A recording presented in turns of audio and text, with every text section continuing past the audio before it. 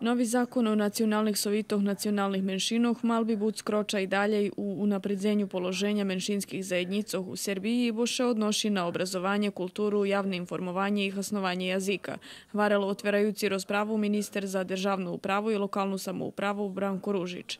Nada jedni predloženi rješenja koordinacija nacionalnih sovitoh nacionalnih menšinoh mala za uvahi, kotri prez jej zaključenja predstavil predsjedatelj koordinacije Jene Hajnal, a potim na hodu bešedovac o njih mali i predstavniki nacionalnih sovitoh. Po tim novim zakonu, taki jaki je teraz na Risu, vyhlása, že budeme uskraceni za pár, može biti milióny dinari od najchota cього roku.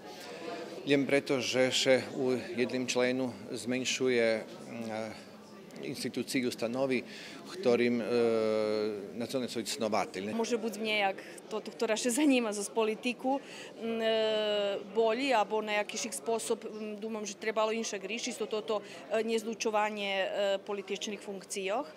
Znači, predviđene, že poslaniki, odborniki, direktori ustanova, ktorí vybraní imenovaní osoby, hodni pravi za istini, hodni učestovati u nekom tim vyberankovým procesu, ali kad budu vybrani, budu še mušiť odlučiti, že či su buď napríklad poslaniki abo odborniki, abo či su členi nacionalnog sovitotu. Konkretni odviti na vinješeni za uvahi na ostatnji naris zakona o vimenkoh i dopoljnjenju zakona o nacionalnih sovitoh nacionalnih menšinoh včera nje dostali, a Ministerstvo državne uprave i lokalne samouprave bio 15 dni malo vidat saopštenje o finalnim narisu zakona.